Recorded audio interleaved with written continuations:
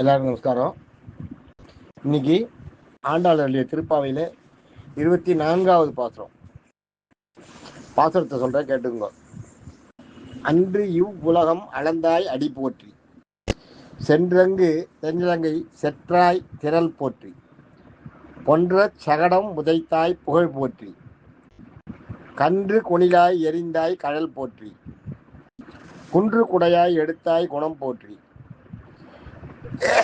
வென்று பகை கெடுக்கும் நின் கையின் வேல் போற்றி, என்றென்றும் சேவகமே ஏத்தி பறை கொள்வான், இன்றியாம் வந்தோம் இறங்கியலோ ரெம்பாவாய். இது பாட்டை சொல்லும்போது, அன்று இவ்வுலகம் அளந்தாய் அடி போட்டி, சென்றங்கு தென்னிலங்கை செற்றாய் திரள் போற்றி. கொஞ்சம் இருங்கோ.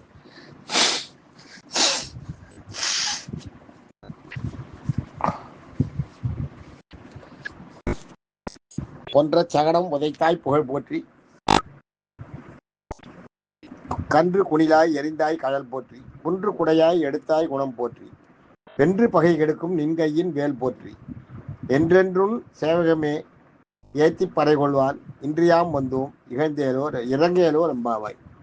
இப்பாட்டில் அன்று இவ்வுலகம் அளந்தாய் அடி போற்றி.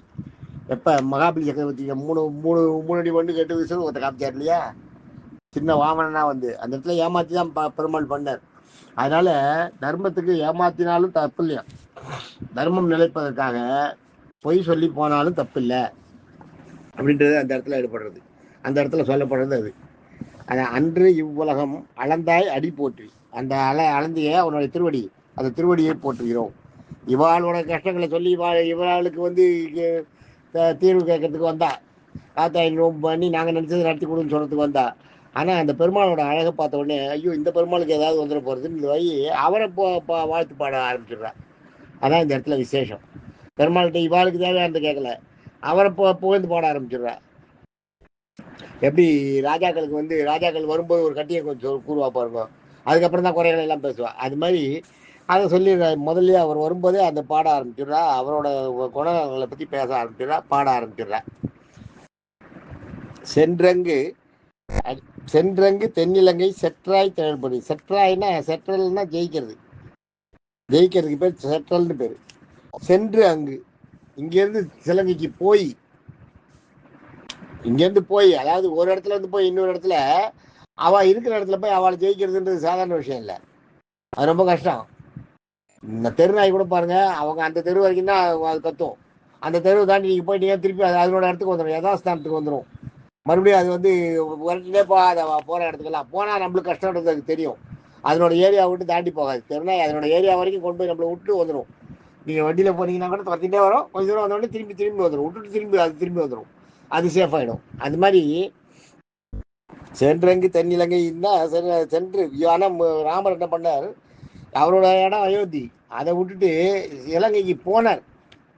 போய் அங்கே சண்டை போட்டு ஜெயிச்சார். அது பெரிய விஷயம் இல்லை அது. அதுதான் சொல்கிறாங்க, சென்றங்கு தென்னிலங்கை செற்றாய் திரள் போட்டு. திரள்ன்றது வந்து அந்த இடத்துல அவரோட வலிமையான பவர். திரள்ன்றது வந்து அந்த அந்த அந்த மிடுக்கு, அந்த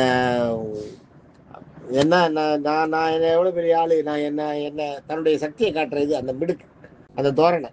அதான் சென்றங்கு தென்னிலங்கை செற்றாய் திரள் போற்றி, பொன்ற சகடம் உதைத்தாய் புகழ் போற்றி. சகடாசுரன் வந்து சக்கரமாக வந்து வாசலில் காத்துட்டு இருக்கானா, இவர் மேலே உருண்டு வந்து விழுந்து கிருஷ்ணனை கொண்டுன்னு. அதுதான் பொன்ற சகடம்ன்றது வந்து, பொன்றன்றது வந்து அழிந்த பொன்ற சகடம். அந்த சகடை அந்த இதை அந்த சக்கரத்தை சுக்குநூறாக உடையிற மாதிரி, பொடி பொடியாக போகிற மாதிரி, அதுதான் பொன்ற தூளாகும்படி அழுத்தமாக அடிக்கிறது. பொன்ற சகடம் உதைத்தாய், ஒரு உத விட்டாராம், அழுத்தமாக ஒரு உத விட்டவுடனே அந்த சக்கரம் பொடி பொடியாக இது பண்ணி கொட்டி போச்சான். சக்கரம் வந்த சக்கரத்தை ஒரு உத விட்ட உடனே பொடி பொடியாக கொட்டி போச்சான். அதான் சகடம், பொன்ற சகடம் உதைத்தாய் புகழ் போற்றி. அது எவ்வளோ பெரிய புகழக்கூடிய செயல், அந்த புகழ் போற்றி. கன்று குணிலாய் எரிந்தாய் கழல் போற்றி. கன்று குணிலாய்னா கண்ணுக்குட்டி ராட்சசன், வத்சாசுரன்னு கண்ணுக்குட்டியாக வரான். அந்த கதை உங்களுக்கு பதிலே சொல்லியிருக்கேன். வத்சாசுரன் ஒருத்தன்,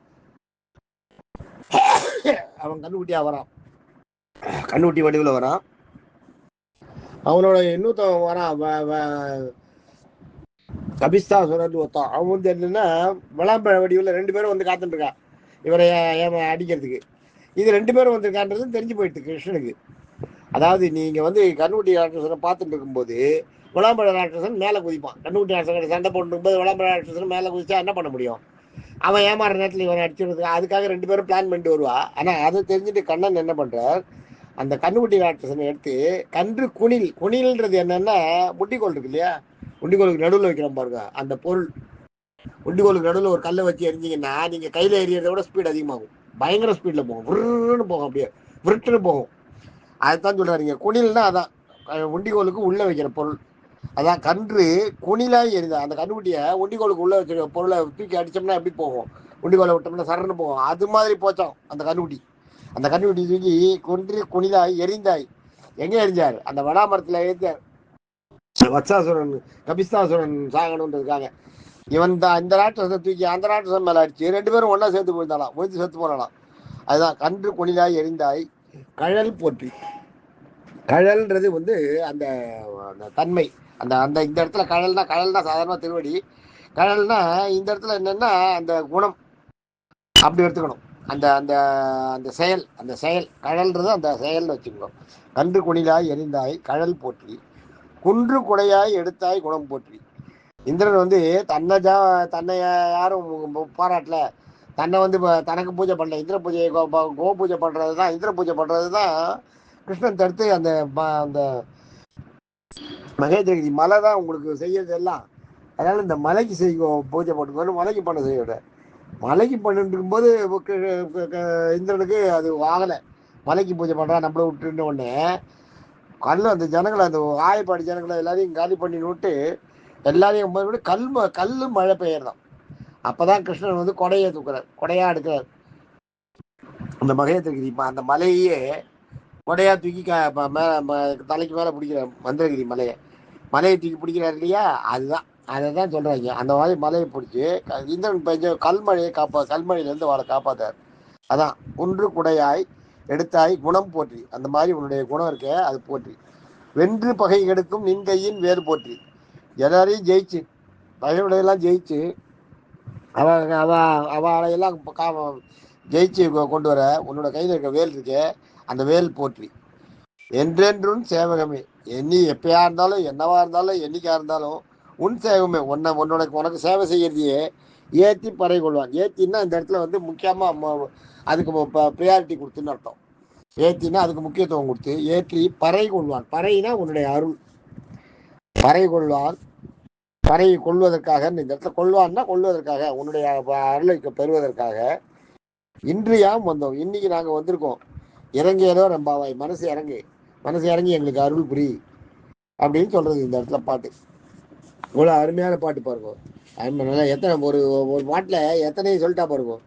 அந்த இது உலகத்தாளந்து சொல்லிட்டா, ராமாவதாரம் எடுத்து ராவணனை கொண்டது சொல்லிட்டா, சகடாசுரன் அடித்ததை சொல்லிட்டா, இது வத்சாசுரன் கபிஸ்தாசுரன் 2 பேரையும் அடித்தது அவார்டு அடித்ததை கொண்டு சொல்லிட்டா.